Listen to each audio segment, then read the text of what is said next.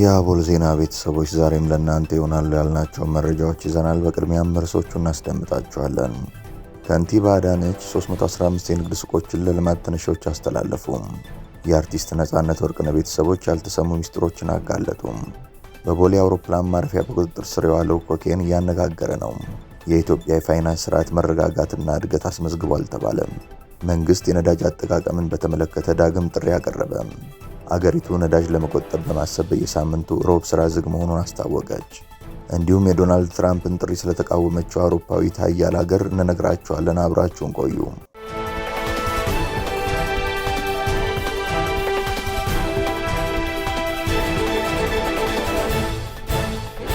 ሰላም ጤና ይስጥልን። ይህ አቦል ዜና ነው። ክቡራን አድማጭ ተመልካቾቻችን ሰላማችሁ ይብዛ፣ ጤና፣ ፍቅር፣ ደስታ በእያንዳንዳችሁ ጎጆ ይግባ። ትኩሱን እፍታ ፍታውን ለእናንተ ለተከበራችሁት ይዘን መጥተናል።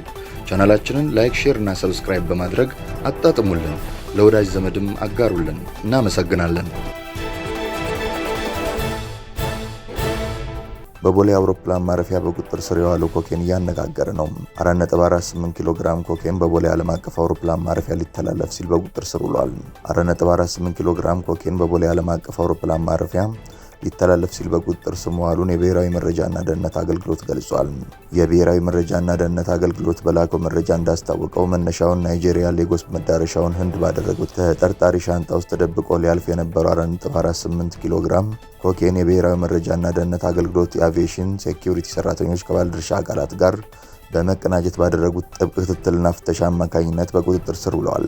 172 ፍሬ ብዛት ያለው 4.48 ኪሎ ግራም የሚመዝነው አደገኛ እጽ በዓለም አቀፍ መንገደኞች ማስተናገጃ ተርሚናል በተገጠመ ዘመናዊ ኤክስሬይ መሳሪያ መለየቱን ያመለከተው የአገልግሎት መስሪያ ቤቱ መረጃም ተጨማሪ ምርመራ እንዲደረግ ተጠርጣሪና ሌሎች መረጃዎች ለኢትዮጵያ ፌዴራል ፖሊስ መተላለፋቸውን ጠቁመዋል። የኢትዮጵያ የፋይናንስ ስርዓት መረጋጋትና እድገት አስመዝግቧል ተባለም። የኢትዮጵያ ብሔራዊ ባንክ ሐምሌ 2024 እስከ ሰኔ 2025 ያለውን የሥራ ዘመን የሚዳስሰውን ሶስተኛውን የፋይናንስ መረጋጋት ሪፖርት ይፋ አድርጓል። ባንኩ በሕግ የተሰጠውን የፋይናንስ ስርዓቱን ደህንነትና መረጋጋት የመጠበቅ ኃላፊነት መሰረት በማድረግ ያወጣው ይህ ሪፖርት በኢኮኖሚ ውስጥ ያሉ ስጋቶችና ተጋላጭነቶችን በጥልቀት የገመገመ ሲሆን ለፖሊሲ አውጪዎችና ለባለሀብቶችም ግልጽ መረጃ ሰጥቷል። ባለፈው በጀት ዓመት የዓለም አቀፉ የኢኮኖሚ ሁኔታ ፈታኝ የነበረ ቢሆንም የኢትዮጵያ ማክሮ ኢኮኖሚ አመልካቾች ግን መሻሻል አሳይተዋል። የሀገሪቱ የኢኮኖሚ እድገት እየጠነከረ መምጣቱን፣ የዋጋ ግሽበት መቀነሱ፣ ለፋይናንስ ተቋማት ምቹ የሥራ አካባቢ መፈጠሩን ተገልጿል። በተለይም የመንግስት የበጀት ጉድለትና የሀገር ውስጥ ዕዳ መቀነሱ በፋይናንስ ዘርፉ ላይ ሊፈጠር የሚችለውን ተጋላጭነት ቀንሶታል። የባንክ ዘርፉን በተመለከተ ዘርፉ አስተማማኝና ዝቅተኛ ስጋት ያለበት ሆኖ መቆየቱ ተረጋግጧል። የባንኮች የካፒታል አቅም፣ የንብረት ጥራትና ትርፋማነት ካለፈው ዓመት ጋር ሲነጻጸር መሻሻል አሳይቷል። ሊያጋጥሙ የሚችሉ የብድርና የውጭ ምንዛሬ ስጋቶችን ለመቋቋም የተደረጉ የጥንካሬ ልኬቶች እንደሚያሳዩት ባንኮቹ ድንገተኛ ችግሮችን የመቋቋም ሙሉ ብቃት አላቸው። በተለይም በሀገሪቱ ብቸኛው ስርዓታዊ ፋይዳ ያለው ባንክ የተሰኘው ተቋም ሁሉንም የጥንካሬ ልኬቶች ማለፉ የዘርፉን መረጋጋት አመላካች ሆኗል። በሌላ በኩል የዲጂታል ፋይናንስ አገልግሎት በከፍተኛ ፍጥነት እየተስፋፋ መሆኑ ተጠቁሟል። በበጀት ዓመቱ ውስጥ የተፈጸሙ የዲጂታል ግብይቶች ዋጋ ወደ 18.5 ትሪሊዮን ብር በማደግ በእጥፍ ገደማ ጭማሪ አሳይተዋል። ይህ እድገት የፋይናንስ ተደራሽነትን ቢያሻሽልም ከሳይበር ጥቃትና ከማጭበርበር ጋር የተያያዙ ስጋቶችንም ይዞ መጥቷል። በመሆኑም የቴክኖሎጂ መሰረተ ልማትንና የስጋት መከላከያ መንገዶችን ማጠናከር እንደሚገባ ባንኩ አሳስበዋል። ከንቲባ አዳነች 315 የንግድ ሱቆችን ለልማት ተነሺዎች አስተላለፉ። ቤቶቹን አስመልክቶ ከንቲባ አዳነች አቤቤ በማህበራዊ ትስስር ገጻቸው ያስተላለፉትን መልእክት እንደሚከተለው አቅርበነዋል። በኮሪደር ልማት የተገነቡ 315 የንግድ ሱቆችን በቀበሌና በንግድ ቤቶች በኪራይ ሲሰሩ ለነበሩ የኮሪደር ልማት ተነሺዎች በዕጣ አስተላልፈናል። በከተማችን ከዚህ ቀደም የመንግስት የቀበሌና የንግድ ቤቶችን ተከራይተው ሲሰሩ ለነበሩ ነዋሪዎች አስተዳደራችን ሁለት አማራጮችን አቅርቦ እንደየምርጫቸው በአክሲዮን ተደራጅተው ወደ ንግድ ሱቃቸው ገብተው ስራ እንዲጀምሩ፣ ይህ ካልሆነም መንግስት የሚያቀርብላቸውን ሱቆች ተከራይተው እንዲሰሩ እድል ሰጥቶ ነበር። አብዛኞቹ መንግስት ገንብቶ ያቀረበላቸውን ሱቆች ተከራይተው ንግዳቸውን የቀጠሉ ሲሆን በአክሲዮን ተደራጅተው ወደ ንግድ ሱቃቸው ገብተው ለመነገድ የመረጡም በርካቶች ነበሩ። ከነዚህ በአክሲዮን እንዲደራጁና መሬት ተረክበው እንዲገነቡ ከተፈቀደላቸው ውስጥ የመገንባት አቅም በማጣታቸው በተለያዩ የውይይት መድረኮች ሌላ አማራጭ እንዲሰጣቸው ሲጠይቁ ቆይተዋል። በመሆኑም አስተዳደራችን ችግሩን ለመቅረፍ በኮሪደር ልማት፣ በወንዝ ዳርቻ ልማትና በመልሶ ማልማት ስራዎች ምክንያት ለተነሱ ነዋሪዎች በተለያዩ የከተማ አካባቢዎች በኮሪደር ልማቱ የተገነቡ 315 ዘመናዊ የንግድ ሱቆችን በዕጣ እንዲተላለፍላቸው አድርጓል። የአርቲስት ነጻነት ወርቅነህ ቤተሰቦች ያልተሰሙ ሚስጥሮችን አጋለጡ። የአርቲስት ነጻነት ወርቅነህ ቤተሰቦች እህቱ ሚሚ፣ ወንድሞቹ ወንደሰንና ኤርሚያስ ከእርቅ ሚዲያ ጋር ባደረጉት ቆይታ ያልተሰሙና እንግዳ የሆኑ መረጃዎችን አጋርተዋል። ነጻነት በትዳሩ ደስተኛ እንዳልነበረና አሜሪካ በነበረበት ወቅት ባለቤቱ አስፈላጊውን እንክብካቤና ድጋፍ አላደረገችለትም ተብሏል። ለሕክምና ህንድ በነበረበት ወቅትም ባለቤቱ ስለ ጤንነቱ ሳይሆን ስለ ቤት ግዢና ስለ ገንዘብ ትጠይቅ እንደነበር እህቱ ገልጻለች። ቤተሰቦቹ የቅርብ ጓደኞቹ ነን የሚሉ ሰዎች በተለይ አስናቀ ነጻነትን ከመጠጥ እንዲርቅና ጤናውን እንዲጠብቅ አላደረጉትም ሲሉ ወቅሰዋል።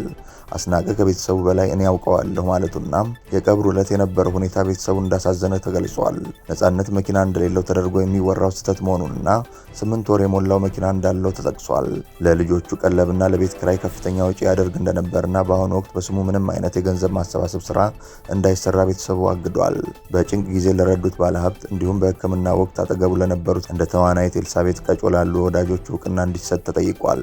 በአጠቃላይ ቤተሰቦቹ ነጻነት በሕይወት እያለ የሚገባውን እንክብካቤና እውነተኛ ጓደኝነት እንዳላገኘ በምሬት ገልጸዋል። መንግስት የነዳጅ አጠቃቀምን በተመለከተ ዳግም ጥሪ አቀረበ።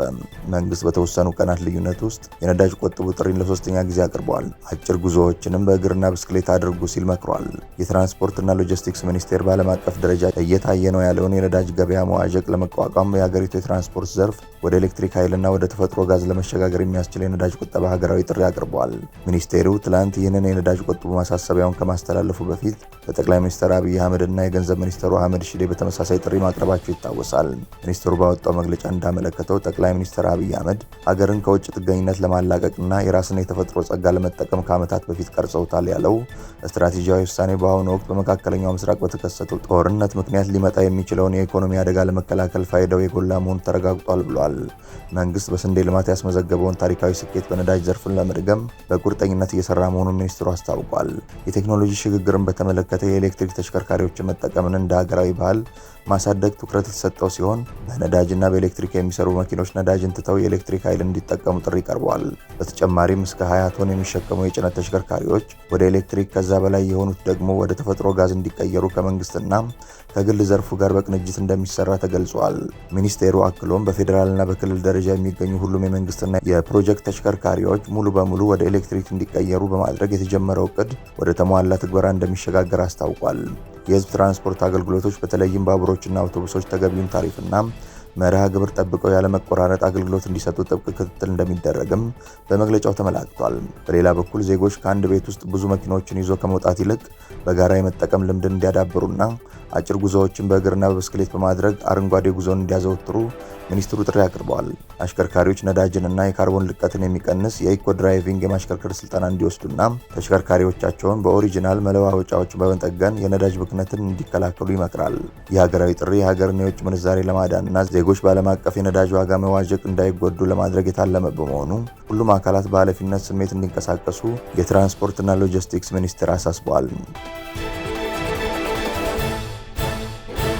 አገሪቱ ነዳጅ ለመቆጠብ በማሰብ በየሳምንቱ ሮብ ስራ ዝግ መሆኑን አስታወቀች። ዩናይትድ ስቴትስ እና እስራኤል ኢራን ላይ የከፈቱትን ጦርነት ተከትሎ በደሴቲቱ ሀገር ላይ ሊከሰት ከሚችለው የነዳጅ እጥረት ጋር ተያይዞ ስሪላንካም የመንግስት ተቋማት ነዳጅ ለመቆጠብ በየሳምንቱ ሮብ ረፍት እንዲሆን አውጃለች። ፕሬዝዳንት አኑራ ኩማራ ዳሳናይኬ ሰኞ ዕለት ከከፍተኛ ባለስልጣናት ጋር ባደረጉት አስቸኳይ ስብሰባ ለክፉ ነገር መዘጋጀት አለብን፣ ነገር ግን ለበጎ ነገር ተስፋ እናደርጋለን ብለዋል።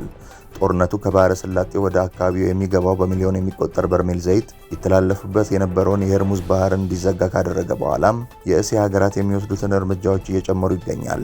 ባለፈው ዓመት ከተላለፈው ነዳጅና ጋዝ ውስጥ 90 በመቶ የሚሆነው ወደ እስያ የተላከው በሆርሙዝ በኩል ነበር።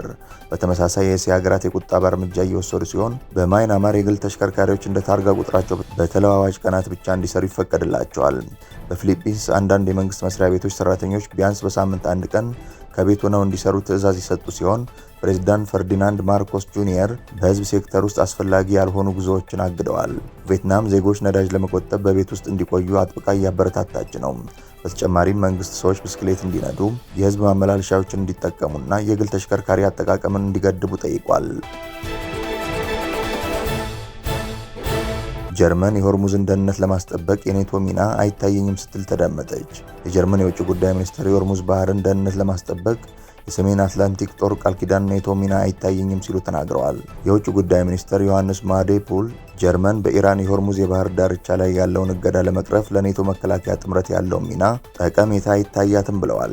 የዩናይትድ ስቴትስ ፕሬዝዳንት ዶናልድ ትራምፕ የኔቶ አባላቱ ዋሽንግተንን ለመርዳት ካልቻሉ በጣም መጥፎ የወደፊት ዕጣ እንደሚገጥማቸው በማስጠንቀቅ በአውሮፓ አጋሮች ላይ ጫናውን ከፍ አድርገዋል። ግዙፍ መርከቦችን ከኢራን ጥቃት ለመጠበቅ የሀገራት ጥምረት ለመፍጠር የአሜሪካ መንግስት ከ7 ሀገራት ጋር እየተነጋገረ መሆኑን የጠቀሱት ትራምፕ ከእነዚህም መካከል ቻይና እንደምትገኝበት ገልጸዋል። ትራምፕ የሌሎች ሀገራትን ስም ባይጠቅሱም የኔቶ አባል ሀገራት ግዛታቸውን ይከላከላሉ ብለው እንደሚያምኑና አሁን በሆርሙዝ ወሽመጥ የተከሰተው ሁኔታ እንደ ግዛታቸው መመልከት ያለባቸው ሀገራቱን ነዳጅ የሚያገኙበት አካባቢ በመሆኑ እንደሆነ አብራርተዋል። ፕሬዝዳንቱ ከፋይናንሻል ታይምስ ጋዜጣ ጋር ባደረጉት ቃለ ምልልስ ላይ ደግሞ ወሳኙን የሆርሙዝ ወሽመጥ ለመጠበቅ አጋሮቻቸው ድጋፍ የሚያደርጉ ከሆነ የኔቶ የወደፊት ዕጣ በጣም መጥፎ ይሆናል ሲሉ አስጠንቅቀዋል። ክቡራን አድማጭ ተመልካቾቻችን ስለተከታተላችሁ እናመሰግናለን። የደወል ምልክቷን በመጫን አቦላችንን በትኩሱና በፍታው ሁልጊዜ እንዲደርሳችሁ አድርጉም። ለወዳጆቻችሁም በፍቅርና በቅንነት አጋሩ። ጡም ቡናችንን አቦል ግብዣችንን ይዘን ወደ በኋላ እንመለሳለን። በቸር ያቆየን።